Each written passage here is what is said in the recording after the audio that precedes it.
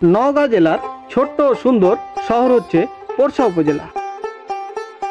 সুপ্রিয় দর্শক বন্ধুরা, আমি এখন যে জায়গাটিতে দাঁড়িয়ে আছি এখান থেকে পোরশা আর মাত্র 1 কিলো। তো চলুন আমরা পোরশা শহরটা ঘুরে আসি। পোরশা মাদ্রাসা রাজশাহী বিভাগের মধ্যে সবচেয়ে বড় মাদ্রাসা। কথিত আছে এ মাদ্রাসায় এক বেলায় 25 মণ চাউলের ভাত রান্না হয়। এ মাদ্রাসায় 4000-এর মতো ছাত্র পড়ালেখা করে।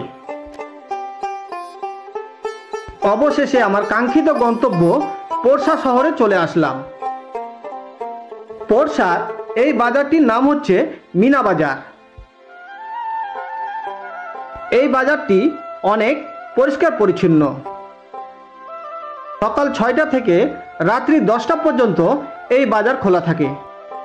পোরশা শহরে রাত্রি যাপন করার জন্য ভালো মানের কোনো হোটেল নেই।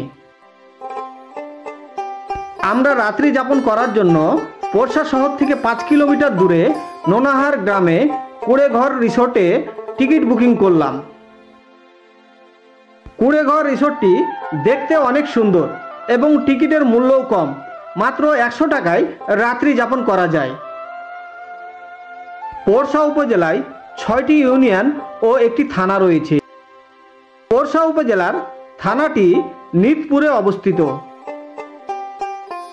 পোরশা উপজেলায় বয়ে চলা একমাত্র নদীটির নাম হচ্ছে পূর্ণভাবা নদী।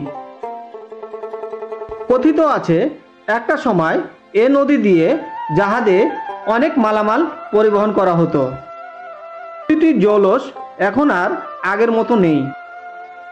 এবার জেনে নেওয়া যাক পোরশার মানুষের প্রিয় খাবারের নাম।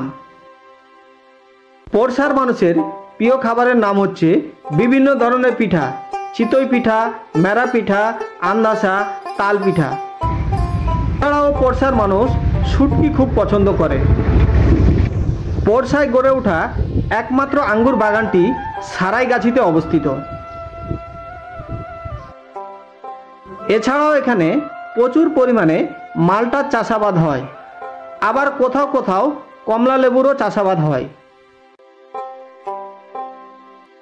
পোরশায় আসলে আপনি আরও যে জিনিসটি দেখতে পাবেন সেটি হচ্ছে ড্রাগন বাগান।